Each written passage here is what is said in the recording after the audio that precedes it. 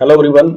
आज हम लोग क्लास 12 को लेकर के एक छोटा सा डिस्कशन करने जा रहे हैं कि इसमें काफ़ी बच्चों का ज़्यादा डिमांड्स आ रहा था कि how to start class 12th chemistry. तो अब क्लास 11th आई होप कि हम ये मान के चलते होंगे कि जैसा भी हुआ होगा, यानी अच्छा हुआ होगा, खराब हुआ होगा, तो हम क्लास 12 कैसे स्टार्ट करें, यानी केमिस्ट्री को बेटा लेकर के हम लोग क्लास 12 कैसे स्टार्ट करेंगे।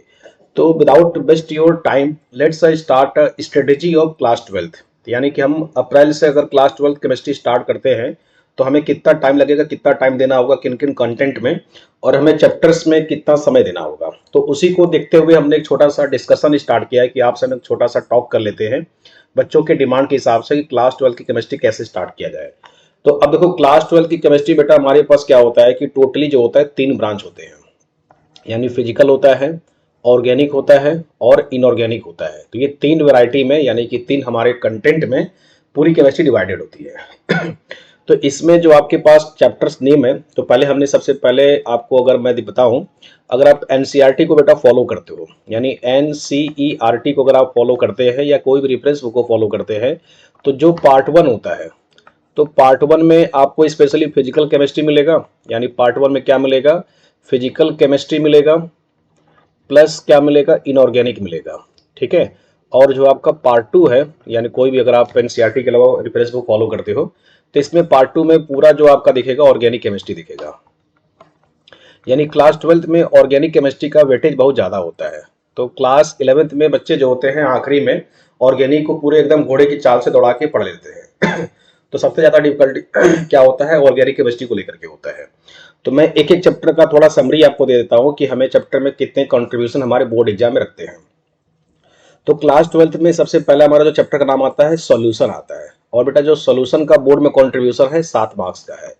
अब देखो, ये 7 मार्क्स से ज्यादा भी हो सकता है, क्योंकि हमारे जो क्वेश्चन आते हैं टोटल हमारे बोर्ड्स में आते हैं, वो टोटल कंट्रीब्यूशन क्वेश्चन का 33 क्वेश्चन आता है।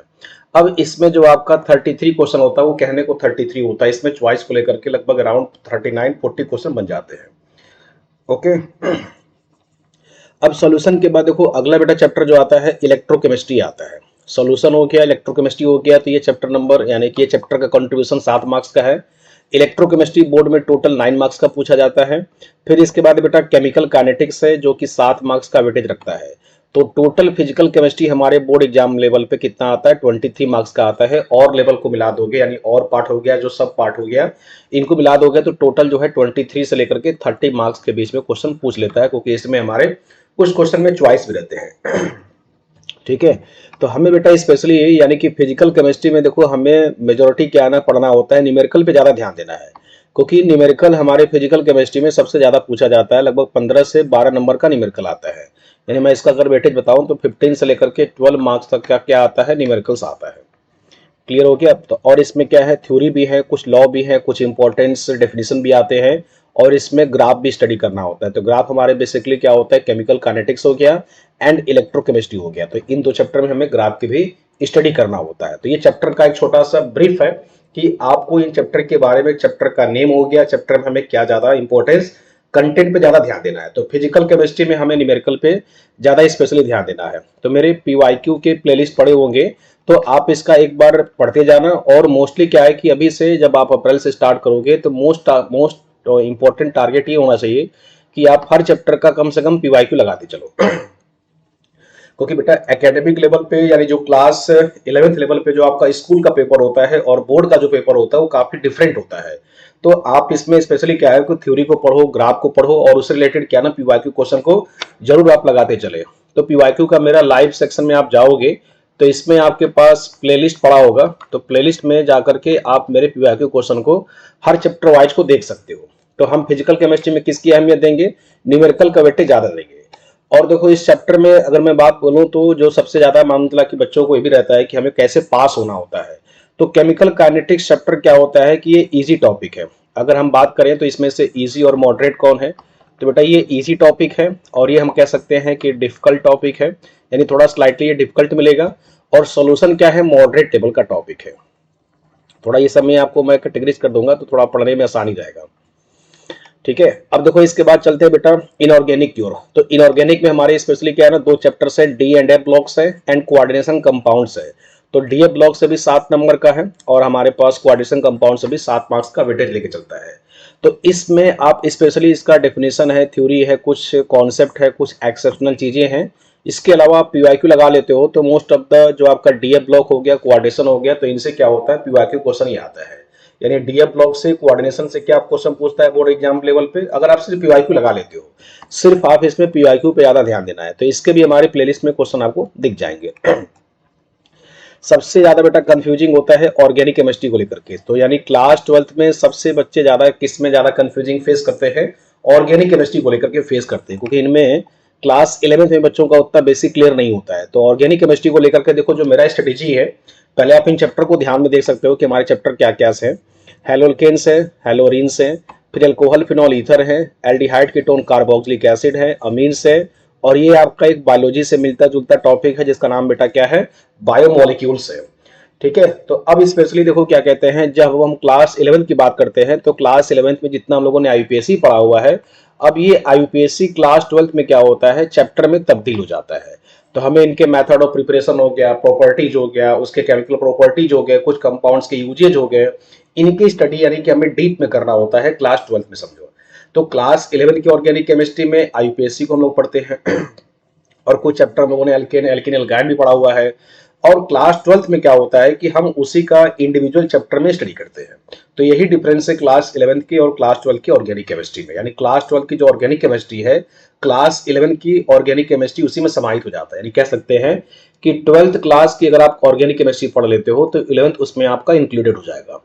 तो अब देखो हमें क्लास 12th की ऑर्गेनिक केमिस्ट्री कैसे स्टार्ट करना होगा।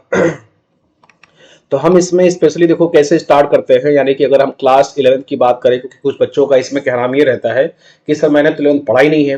अब आप 11th नहीं पढ़े हो तो वरीड नहीं होना है। तो स्पेशली आप 11th के कुछ ही कॉन्सेप्ट आप पढ़ना, जैसे कि आपका आईयूपीएससी ठीक ठाक थोड़ा बहुत जानकारी होना चाहिए। हालांकि 12th में भी आपको बेसिक चीजें बताई जाती है, ये मान के चलते हैं कि हम सभी टीचर्स जो है क्लास 11th में सारी चीजें आप जो पढ़े होंगे वो भूल गए होंगे। तो हम 11th का ही एक बार रिव्यू लेते हुए क्लास 12th में एंट्री करते हैं। यानी 11th का जो बेसिक पढ़ाते हुए हम लोग क्लास 12th में जाते हैं। तो आपको अलग से 11th को अब जाने की जरूरत नहीं है, क्योंकि इतना टाइम नहीं होता है कि आप दोबारा फिर 11th को पढ़ाई करो। अगर आपके पास फिर भी टाइम है तो आप आईपीएससी को पढ़ सकते हो, और बेटा जीओसी में स्पेशली किसको पढ़ सकते हो, रेजोनेंस हो गया, ज्यादा डीप में नहीं जाना है। यानी रेजोनेंस हो गया, फिर इसके बाद क्या हो गया, इंडक्टिव हो गया। केवल इन दो इफेक्ट को अगर आप पढ़ लेते हो तो क्लास 12 की ऑर्गेनिक केमिस्ट्री को आप अच्छे से भी समझ सकते हो। ठीक है, अब देखो क्लास 12 में ऑर्गेनिक केमिस्ट्री का क्वेश्चन कैसे पूछा जाता है। तो देखो आपके पास मैंने ये सब चीजें फ्रेम कर दिया है। आईयूपीएससी हो गया और या स्ट्रक्चर हो गया, 1 से लेकर के 2 मार्क्स का ये वेटेज रखता है। फिर देखो इसमें सबसे ज्यादा इंपॉर्टेंट है नेम रिएक्शन होता है। तो सबसे पहले आपको ऑर्गेनिक केमिस्ट्री में जब आप पढ़ना होगा तो साथ साथ क्या है ना कि नेम रिएक्शन को भी टारगेट करते चलना है। तो ये 2 मार्क्स डायरेक्ट पूछ लेता है। ठीक है, फिर इसके बाद बेटा देखो रिएक्शन मैकेनिज्म है। तो रिएक्शन मैकेनिज्म स्पेशली क्या कहते हैं, आपको मैकेनिज्म के स्टेप लिखने होते हैं। तो ये रिएक्शन मैकेनिज्म हो गया। टोटल हमारे केमिस्ट्री में 6 मैकेनिज्म है। कितने मैकेनिज्म है, 6 मैकेनिज्म है। तो ये टॉपिक क्या है कि सब इंडिविजुअल टॉपिक है। अगर किसी को कुछ नहीं समझ में आता है तो ये मैकेनिज्म वगैरह को भी दिमाग में अच्छे से रट्टा मार लोगे, तब पर भी ऑर्गेनिक केमिस्ट्री में निकालना आसान हो जाता है। फिर देखो डिस्टिंग्विश, यानी कि 2 मॉलिक्यूल दे दिया जाएगा, उसको हमें ऑब्जर्वेशन से टेस्ट के माध्यम से डिस्टिंग्विश करना होता है। तो ये डायरेक्ट 2 मार्क्स का वेटेज रखता है। कन्वर्जन आपका 2 से 3 मार्क्स आ सकता है। वर्ड प्रॉब्लम हो गया जो कि 5 मार्क्स का आता है। रीजनिंग हो गया, कॉन्सेप्चुअल क्वेश्चन हो गया, तो टोटल ये 6 मार्क्स का वेटेज रखता है। रीजन से बेटा 2 मार्क्स का क्वेश्चन बन जाता है। ठीक है, तो अब आपके ये सारे मैंने चैप्टर्स के क्लासिफिकेशन बता दिए हैं। फिर से एक बार चैप्टर को आप देख सकते हैं क्या क्या हमारे क्लास 12th में है। सबसे पहला सॉल्यूशन है, देन इलेक्ट्रोकेमिस्ट्री है, थोड़ा ये डिफिकल्ट चैप्टर्स है। फिर केमिकल काइनेटिक्स है, ये आपका इजी चैप्टर्स है फिजिकल केमिस्ट्री में। अब अगर आप बात करते हो इनऑर्गेनिक केमिस्ट्री में तो ये चैप्टर्स क्या है, डीएनए ब्लॉक इजी है। ठीक है, तो ये भी आप चैप्टर को हाईलाइट कर सकते हो ताकि आपको पहले से पढ़ने में ज्यादा दिक्कत ना फेस करना पड़े। कोऑर्डिनेशन कंपाउंड भी मॉडरेट से डिफिकल्ट चैप्टर्स है। फिर आप ऑर्गेनिक केमिस्ट्री की बात करते हो तो ऑर्गेनिक केमिस्ट्री में एल्डिहाइड कीटोन चैप्टर्स क्या है, थोड़ा डिफिकल्ट है। फिर इसमें ये अमीन्स चैप्टर्स ऑर्गेनिक में आसान है। बायोमोलिकुलर एक थ्योरेटिकल चैप्टर्स है। तो ये दोनों चैप्टर मेरे कंपेरिजन हिसाब से थोड़े इजी चैप्टर्स है।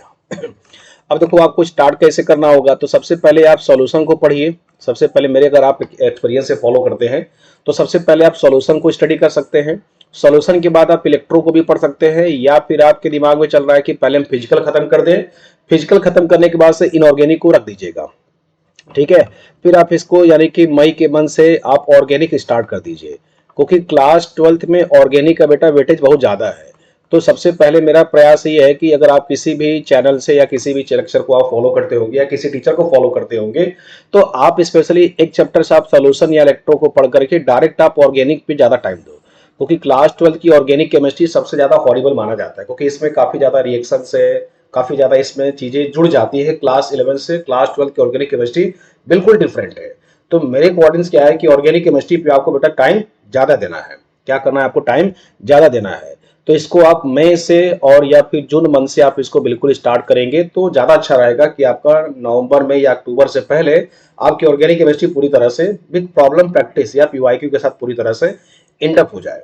तो बस बेटा मेरे को ऐसे बताना था कि आपको कैसे स्टार्ट करना है। अगर आपको ये लेक्चर या कंटेंट या स्ट्रेटेजी अच्छा लगा हो तो मेरे को जरूर आप कमेंट सेक्शन में मेंशन करें, ठीक है।